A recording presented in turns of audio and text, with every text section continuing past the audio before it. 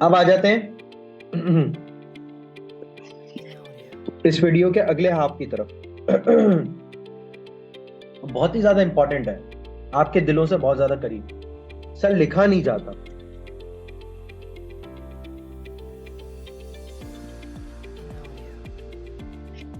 Drafting. बच्चे कहते हैं ना सर समझ में तो आ गया है कि करना क्या है, कैसे करना है, अब लिखें कैसे वो पता ही नहीं है, कम्युनिकेट कैसे करें। तो यार ये जो गैप है ना, आपने इस बात को याद रखना, ड्राफ्टिंग क्यों इतनी इंपॉर्टेंट है जो आप एग्जाम के अंदर लिख कर आते हो, ठीक है, किसी भी पेपर के लिए, कि सर ये आपका ब्रेन,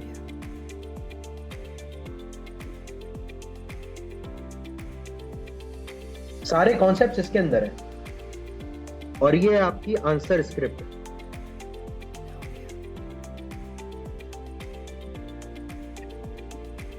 कहां की सर? आई कैप की। सर अगर कोई क्वेश्चन आता है ना, कोई भी क्वेश्चन आता है, तो आपने यहां अपने ब्रेन से उस थ्योरी को, उस कॉन्सेप्ट को एक्सट्रैक्ट करके प्लस क्वेश्चन की रिक्वायरमेंट के हिसाब से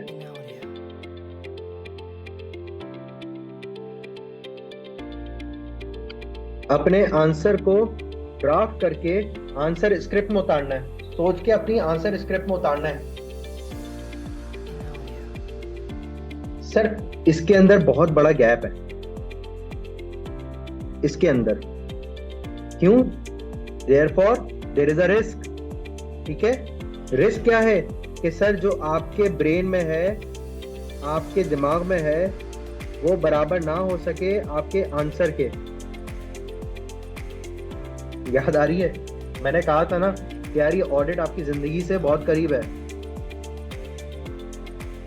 आपके आंसर के बराबर ना हो सके। आप क्या करोगे? रिस्क है ना, रिस्क क्या है? ऑब्जेक्टिव को अचीव करने से अगर कोई चीज रोकती है तो वो सारी वो लिस्टें क्या हो जाएंगी? वो रिस्क हो जाएंगी। आप प्लानिंग स्टेज पे क्या करते हो सर? रिस्क को आइडेंटिफाई करते हो। आपने रिस्क आइडेंटिफाई कर लिया कि यार मेरा ब्रेन में जितने कॉन्सेप्ट है वो सारे मेरी आंसर स्क्रिप्ट में ना जा सके, तो आप कुछ प्रोसीजर परफॉर्म करोगे ताकि ये मिटिगेट हो सके या एलिमिनेट हो जाए। आप क्या करोगे सर? प्रैक्टिस, लेक्चर्स अटेंड करोगे, एक्टिवली प्रैक्टिस करोगे, रिमेन एक्टिव रहोगे क्लास में भी और व्हाट्सएप ग्रुप्स पे भी सवालात पूछते रहोगे। तो सर इससे चांसेस ये हैं जब आप फ्रीक्वेंट अपने टीचर के साथ टच में होगे, दूसरे स्टूडेंट्स के टच में होगे पढ़ाई के लिहाज से, ठीक है, तो चांसेस ये हैं कि आप 80% टू 90%, इन एक्सेप्शनल केसेस 100% भी आप अपने दिमाग में जितने ख्यालात हैं उसको एक प्रॉपर मैनर में आंसर स्क्रिप्ट में आप उतार सको। ठीक है, तो ये मेहनत यहाँ पर मैं कर रहा हूँ आप लोगों के साथ। ठीक है, इस चीज को समझना है आपने, क्योंकि एग्जामिनर जो है ना, ये एग्जामिनर जो है इसको नहीं पता है कि इसके पीछे दिमाग कौन सा है। इसको नहीं पता ना, ये सिर्फ किसको देख रहा है? इसका विजन यहां तक ब्लॉक हुआ हुआ है, इससे पीछे की जो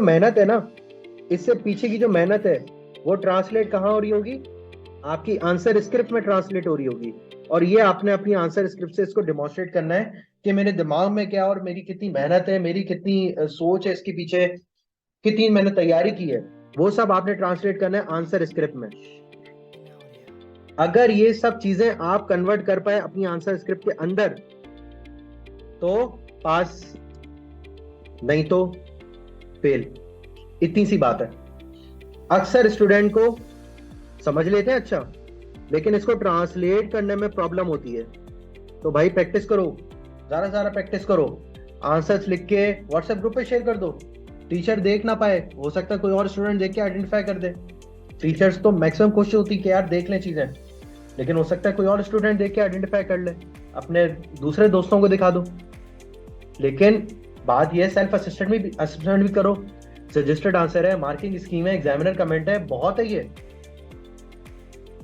गाइडेंस लो प्रॉपर, लेकिन अपने दिमाग में जो कॉन्सेप्ट है उसको ट्रांसलेट करना सीखो। कोई टीचर गलत नहीं पढ़ाता, जो भी टीचर पढ़ा रहा है, कहीं भी कोई टीचर गलत नहीं पढ़ा रहा। गलत आप लोगों से हो जाता है, या तो उसको ट्रांसलेट नहीं करते हो, या कर देते हो तो कभी गलत करते हो। तो अगर आपने किसी कॉन्सेप्ट को सही से ग्रास्प कर लिया तो ये आपकी रिस्पॉन्सिबिलिटी है कि उसको आप आंसर स्क्रिप्ट में अप्रोप्रिएटली ड्राफ्ट करो, ताकि आप अपने ऑब्जेक्टिव्स को मीट कर सको। ठीक है, अच्छा जी, डिस्कशन को आगे बढ़ाते हैं, ड्राफ्टिंग पे स्टार्ट करते हैं। आइजा 705 की किस तरह से आप अपने आंसर्स को ड्राफ्ट कर रहे होंगे।